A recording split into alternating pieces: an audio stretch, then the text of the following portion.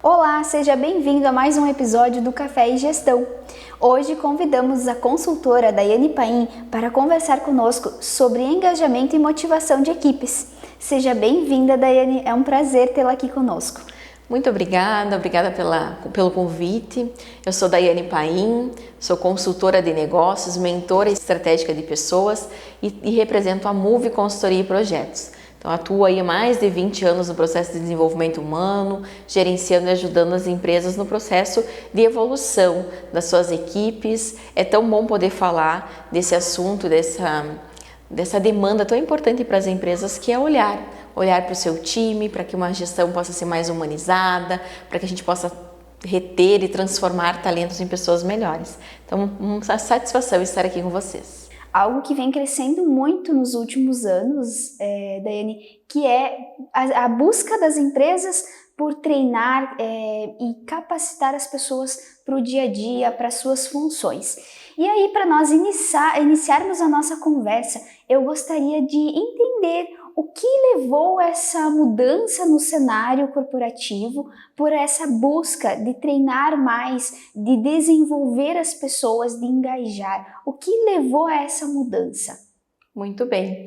O mundo sofreu uma evolução gigante. O ser humano ele já não é mais o mesmo que era anos atrás. Antigamente nós tínhamos nas empresas pessoas que trabalhavam muito mais na transpiração, na busca, no executar, no operacional, e nós tínhamos os chefes, né, que eram conhecidos como chefes. E hoje nós temos uma mudança nesse comportamento. As pessoas precisam muito mais serem olhadas, percebidas, e aí a gente precisa incluir o papel do líder, esse líder que inspira, esse líder que transforma, e aí o colaborador também se sente com a necessidade de entender o que ele é, quais são as suas características principais, quais que são as suas potencialidades, quais que são os seus meios, como ele pode melhorar. Então o autoconhecimento vem muito forte dentro dessa nova perspectiva de desenvolvimento humano, desenvolvimento de pessoas, desenvolvimento de equipes de trabalho. Perfeito.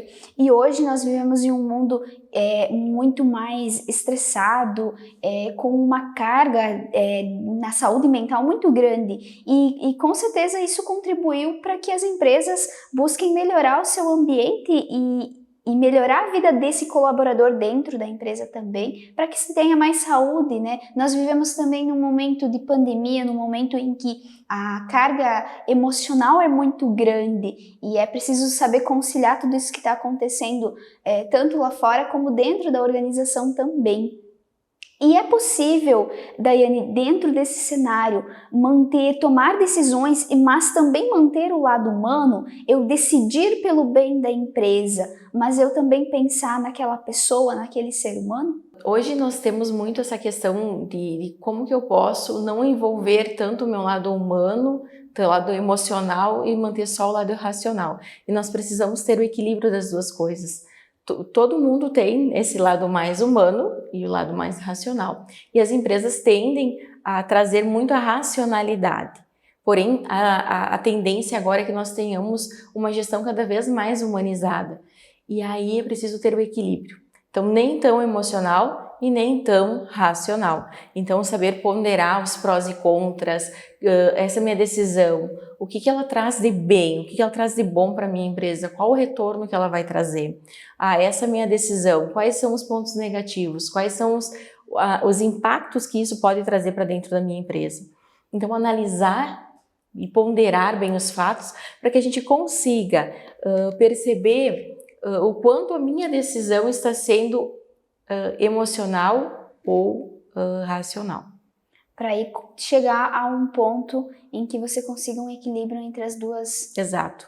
duas questões. Porque nós somos feitos de emoção o tempo todo. Então, às vezes as pessoas me dizem, e tem como ser somente racional e trabalhar a empresa só na racionalidade? Não, é impossível, porque nós somos seres feitos de de humano, de emoção e de racionalidade. Então, equilibrar esses dois pontos, ele traz uma maior segurança para a empresa. Às vezes, eu tomar uma decisão muito no meu emocional, pensando no lado humano, pode gerar um impacto bastante delicado para a empresa.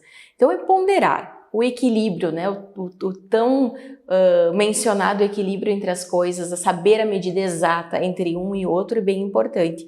Então, a neurociência traz assim que para que a gente possa tomar uma decisão, que nós possamos parar, refletir, pensar por 9 minutos sobre aquilo que a gente está tomando a decisão. Porque é comum, às vezes, a gente perder esse equilíbrio emocional e tomar decisões por impulso. E aí a equipe sofre muito com isso. E aí recuperar isso depois gera bastante trabalho. Às vezes, por um impulso, tu acaba falando algo que no momento ali, no calor da emoção, e aí perde o engajamento da equipe, perde a motivação daquela pessoa, e para recuperar depois é muito difícil. O impacto é muito grande, porque as pessoas elas confiam muito no que o líder está trazendo, né? Do que a empresa está orientando e determinando qual que é o equilíbrio de tudo isso. E quando eu não tenho claro o papel do gestor nesse contexto todo com a equipe sofre muito. E você recuperar essa equipe depois é trabalhoso. Não que não seja possível, mas é trabalhoso. Então, ponderar o equilíbrio, analisar esses fatos todos. Pensar antes de agir. Pensar, respirar. E hoje a gente tem um cenário de muitas empresas que são familiares, né? Então você vai trabalhar com o irmão, com o pai, com mãe, com cunhada. Como é isso, Daiane? Como conciliar que além de você ter o fato de gerir, né, e liderar pessoas, ainda são da família. Isso também gera bastante conflito interno e muita dificuldade também para os líderes e gestores. Como é isso? Precisa de muita maturidade, né? Porque temos muito esse cenário no Brasil. Empresas familiares é o que mais se percebe, que mais se tem o contato, né? Então, é saber separar as coisas.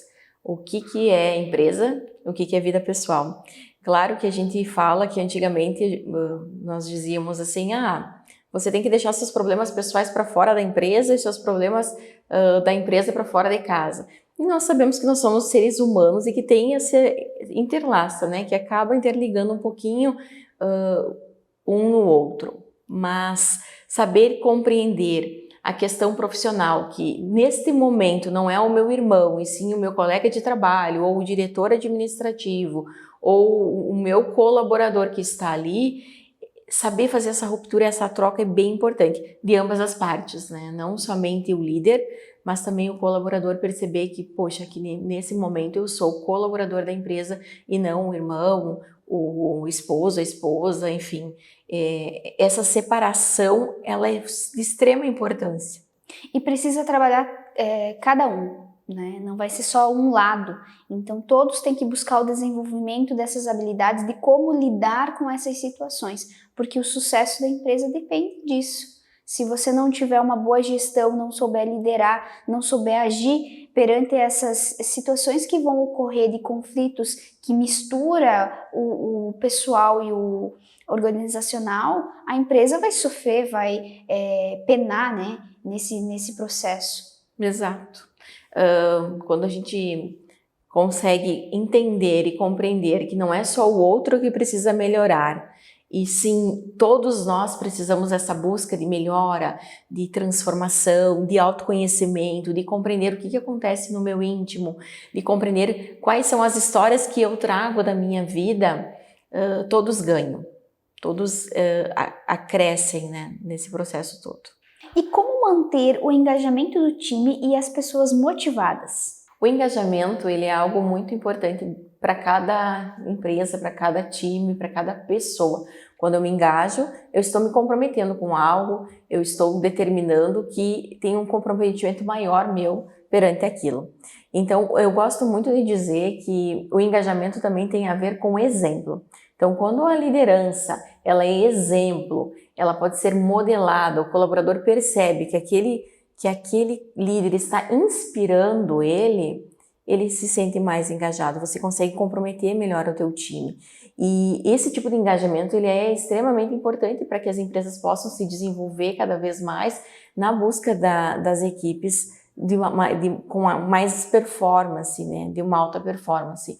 Então, quando eu tenho uma equipe que se engaja, que se compromete, que se entrega, a produtividade também vai aumentar. Então, eu consigo conciliar as duas coisas, pessoas felizes no seu ambiente de trabalho e a produtividade maior, mais assertiva dentro da minha empresa. Então, trabalhar o engajamento é trabalhar o exemplo do líder, é trabalhar a motivação da equipe, é fazer a equipe entender qual que é o seu propósito, por que ela está ali, por que ela existe dentro da empresa, qual é o seu papel dentro dessa organização, o que eu espero dela.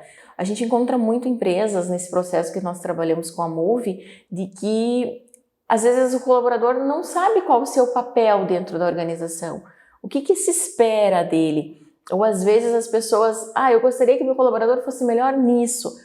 Ok, mas você deu um feedback para ele, você deu um retorno para que ele entenda o quanto ele pode melhorar, o que você espera dele.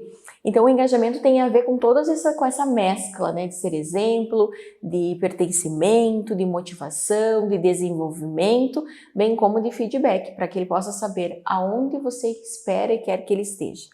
Porque a motivação ela é muito interna e para você se sentir motivado, você também tem que se sentir parte daquilo, sentir que você é importante para a empresa e saber o que ela espera de ti, o que é que você está fazendo bem ou o que você pode melhorar. E isso é um ponto que hoje eu identifico que tem muita falta, né?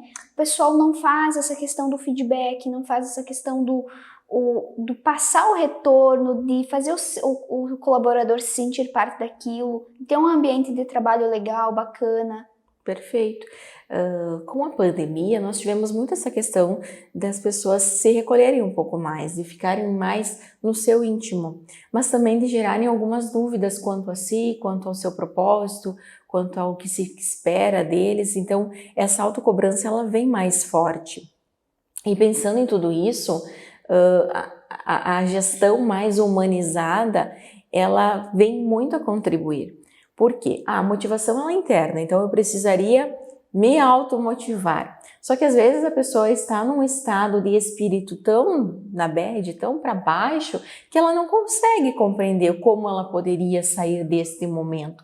E aí entra o papel do líder, perceber que esse time precisa de uma atenção, precisa de um olhar. Não é transformar a empresa num consultório psicológico, onde eu vou precisar tratar assuntos muito emocionais, muito pessoais de cada um. Não, é manter o ambiente corporativo, mas olhar como eu posso desenvolver o meu time, as pessoas que trabalham comigo, fazer elas sentirem pertencentes. Às vezes a gente diz muito assim, você precisa planejar a sua empresa e conhecer a sua missão, os valores, aonde você quer chegar.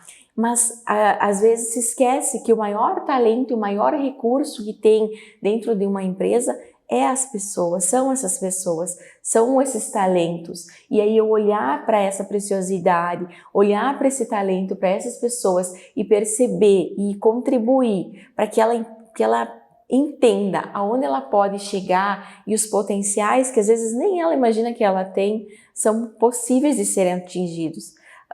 Nós percebemos transformações no nosso trabalho diariamente de pessoas que conseguiram chegar num patamar totalmente diferente com o processo de desenvolvimento, com o processo de olhar para o colaborador e se investir no colaborador. E isso já vem de encontro com a minha próxima pergunta, que é como o gestor pode identificar que precisa de auxílio, que precisa de ajuda, que precisa trazer alguém de fora, ou que precisa mudar alguma coisa internamente em como ele está gerindo, liderando e tratando essa questão de engajamento e motivação interna. Essa percepção ela vai acontecer no dia a dia. Entende-se que muitas vezes a direção, os gestores, os líderes, eles sabem o que fazer com os seus times, mas eles não conseguem ter força para fazer aquela mudança. Então perceber assim, poxa, eu já falei várias vezes, fiz um treinamento particularmente com o time, tentei algumas dinâmicas, tentei algumas falas e isso não teve efeito. Então, talvez seja o momento de trazer pessoas de fora para que elas possam contribuir com um olhar externo. Esse olhar externo, ele é fundamental para a nossa vida, termos pessoas que nos auxiliem, que nos ajudem nesse processo de tomada de decisão, de percepção de quem é o meu colaborador, da importância dele para mim. Então, essa percepção, ela acontece no dia a dia, né? Então, eu vou perceber assim, poxa, eu estou fazendo, mas não tenho resultado. Tá, será que eu estou fazendo da maneira que deveria ser feita? Às vezes os nossos processos, mas isso eu já sei disso, mas talvez o colaborador não se sinta motivado por aquela pessoa que está ali. Então, vir uma pessoa para contribuir de fora é bem assertivo. Também outra questão, percebo que o meu time poderia trazer uma produtividade maior, poderia entregar mais, porém não sinto que eles têm essa motivação, esse engajamento. Parece que falta alguma coisa, então a gente percebe que poderia mais, mas não consegue. Então, preciso fazer o quê? Trazer alguém de fora para me auxiliar nesse desenvolvimento. E o processo de desenvolvimento de equipes, ele não se dá hoje.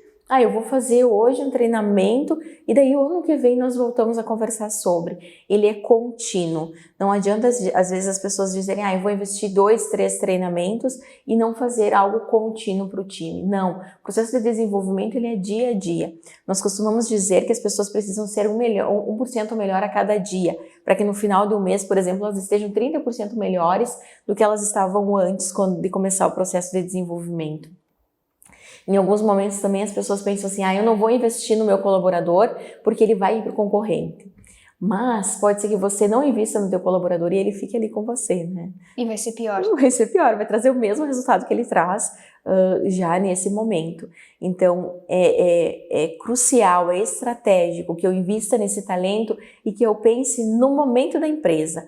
E se esse colaborador vier a sair no futuro, é uma decisão dele, mas ele vai ser uma pessoa bem melhor para a sociedade, para o mundo, para ele mesmo.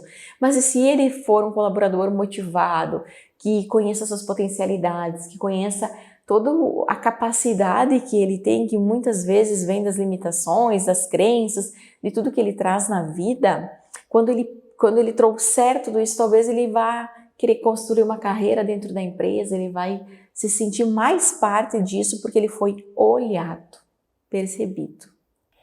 Pensando nisso, qual é o papel do mentor? Porque muitas empresas ou muitos gestores vão se pegar assim no momento em que eu não sei por onde começar, eu não sei como dar o pontapé inicial, o que eu preciso fazer porque a equipe já está desmotivada, a equipe já não está engajada e eu não consigo mais levantar o time. Não sei por onde começar, vou buscar um treinamento ou vou buscar um mentor. Como buscar isso? E qual é o papel do mentor dentro de uma empresa? Essa questão acontece muito nas empresas, assim, não sei por onde começar. Entendo, percebo que preciso desenvolver meu time, preciso investir nisso nesse momento. Às vezes as empresas não conseguem no primeiro momento e vão até um ponto que elas precisam tomar essa decisão, senão elas vão ter os mesmos resultados que elas já vêm tendo ou piores. Então, o mentor, ele ajuda. Ele pega pela mão, ele vai trabalhar um processo totalmente individualizado. Então, a gente costuma dizer que não é um curso, e sim uma mentoria, onde a gente vai olhar e perceber quais são as tuas dores, quais as dores da tua empresa, quais são as tuas dores quanto gestor. Então é um trabalho de muita confiança, de muita troca, de muito pegar pela mão e dizer, tá, então nós temos essas tuas necessidades e nós temos essas possibilidades. Quais decisões a gente vai tomar?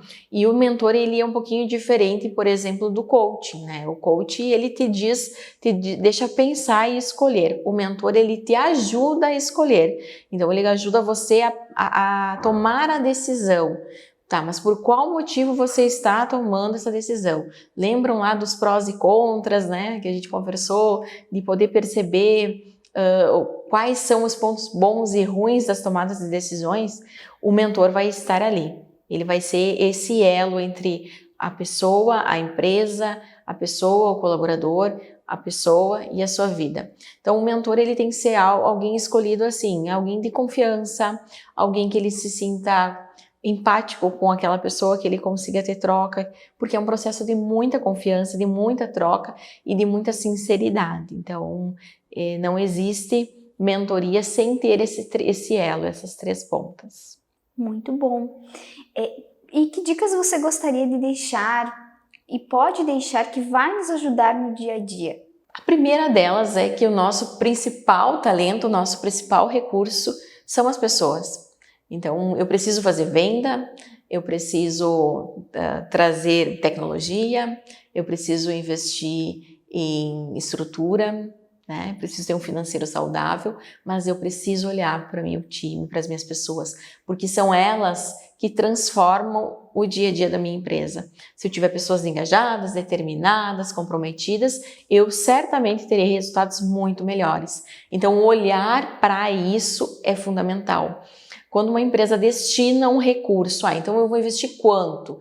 Destinar um percentual do seu recurso financeiro para desenvolvimento de pessoas e um desenvolvimento contínuo. Não adianta eu fazer um investimento, peguei um curso ali que vai ter, legal, bacana, e fiz um a cada 6 meses. Não.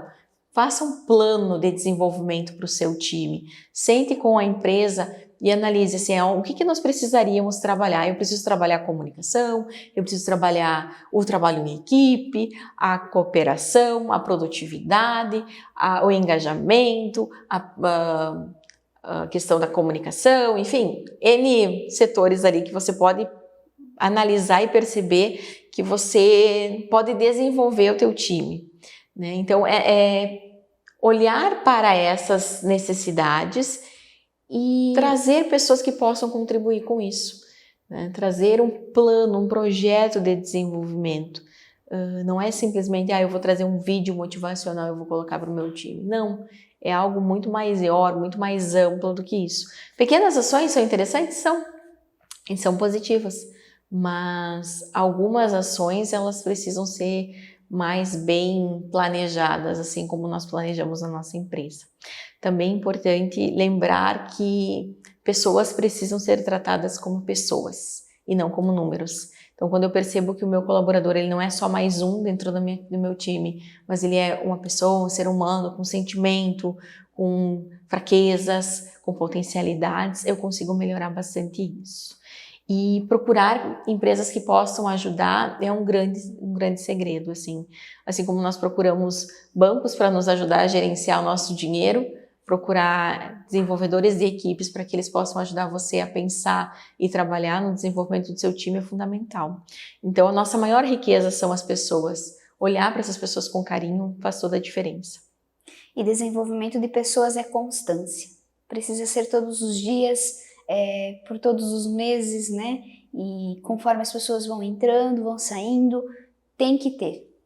Muito obrigada, Daiane. Nossa conversa foi muito boa, muito agradável e tenho certeza que vai ajudar muitos profissionais tanto a buscar e a identificar que precisam desse auxílio dentro da empresa, mas também para um desenvolvimento pessoal. Muito obrigada pela oportunidade de falar de algo tão valioso que é a gestão humanizada, que é a gestão de pessoas, que é o olhar para o outro e que as empresas possam aí desenvolver talentos e trazer pessoas melhores para os seus times a cada dia. Grata pela oportunidade, sucesso a todos e até mais. Até a próxima, pessoal!